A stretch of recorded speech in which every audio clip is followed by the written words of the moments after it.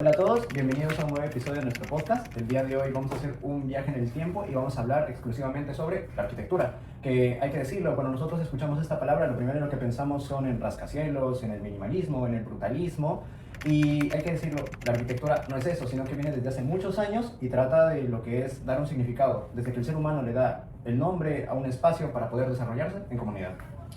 Efectivamente, Harold, es dar ese salto en el tiempo gigante de un simple hecho de instinto de supervivencia al hecho de que es un hogar. Como ejemplo arqueológico real tenemos a Terra Bata, en el Paleolítico Superior, hace como 4000 años atrás, en lo que actualmente es Niza, Francia. Este asentamiento prehistórico es clave porque se encontraron cabañas ovaladas y utilizaban materiales como piedras en la base, utilizaban madera y las pieles de los animales. Pero lo que les sorprende mucho a los investigadores es que ellos descubrieron de que estas personas contaban con una ventilación para controlar el humo del fuego. Es que el fuego fue el gran dinamizador de toda esta etapa, ¿no, Paula? No solamente tenía la función de calentar en las noches heladas, sino que también tenía la función de ser el primer punto de reunión en la historia.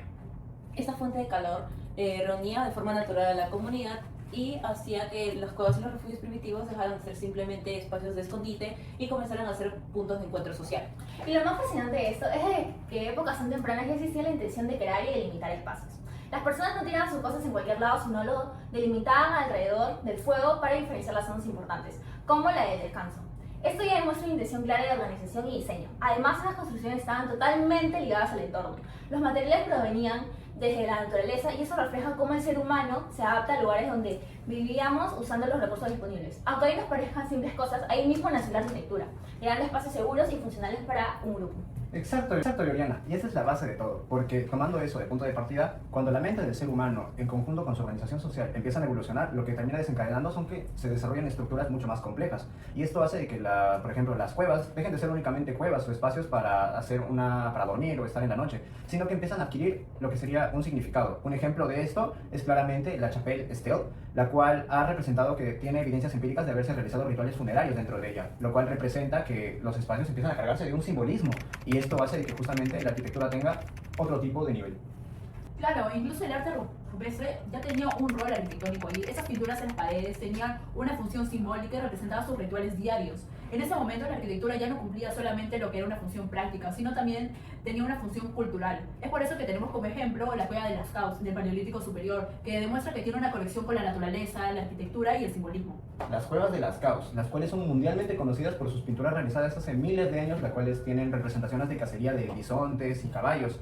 Pero viéndolo un poquito con los ojos arquitectónicos, las cuevas de Lascaux también no solo son cuevas o galerías de pintura, lo que son contenedores del simbolismo, porque las personas lo que hacían era representar sus rituales de cacería para asegurarse una buena cacería, lo cual hace que la arquitectura sea prácticamente el escenario de lo sagrado.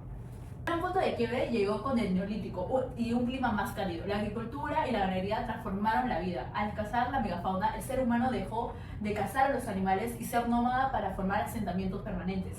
Esto revolucionó mucho la arquitectura, ya que utilizaban materiales como barro secado al sol en zonas áridas o también la piedra y madera cuando estaban en zonas frías. Un claro ejemplo en la edad de piedra es Stonehenge. Su construcción no fue una cosa de un día. Pasaron demasiadas etapas a lo largo de los siglos y requirió esfuerzo y un trabajo colectivo simplemente gigante. Wow, Stonehenge es una locura total. Está formado por estos grandes bloques de piedra que llamamos megalitos, que están organizados en círculos perfectos y conformados por piedras verticales. Además tenemos los trilitos, que además de tener dos piedras verticales en el suelo, tienen encima otra piedra que funciona como dintel. Pero pónganse a pensar en la logística de la época. No resulta tan lógico de que en esa época las personas lograran movilizar ese tipo de rocas que pesaban hasta toneladas.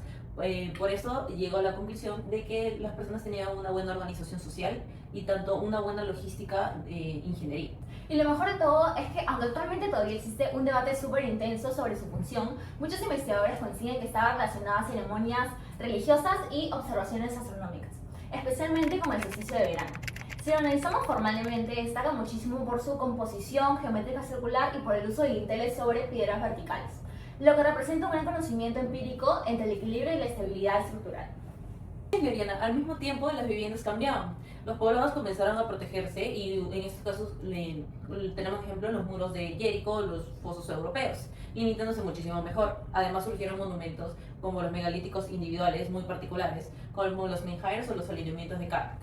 Estos monumentos, que básicamente son piedras gigantes clavadas verticalmente en el suelo, no tenían alguna función ni de vivienda ni utilitaria. Su valor era únicamente visual y simbólico. Un menhir era más o menos como un hito que representaba la gran atracción al enfatizar el paisaje y además marcaba un territorio de permanencia y proclamaba un lugar como territorio propio.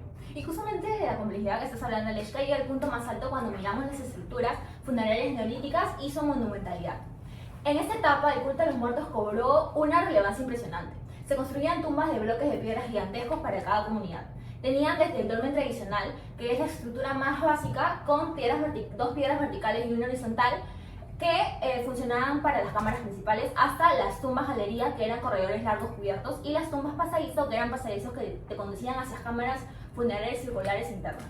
Es que lograr mover esas piedras y que no se muriera ninguna persona, o por lo menos que no cayera encima de la gente, demuestra de que ha habido un conocimiento muy grande en lo que era la física, el peso y las habilidades constructivas, siendo un hito para su tiempo. Pero el verdadero hito arquitectónico son los templos de Malta, en especial el complejo de Gartiga, el cual es mundialmente conocido y se diferencia de entre los demás porque el ser humano no aprovecha un espacio creado por la naturaleza, como son las cuevas de Lascaux, sino que el ser humano lo construye desde el primer cimiento, por y para él. Exacto, Harold. Y si miras su diseño, incluía espacios curvos en formas de ábsides y cámaras internas interconectadas y recorridos ceremoniales muy específicos, pensados para lo que es rituales religiosos y cultos de la fertilidad de la tierra.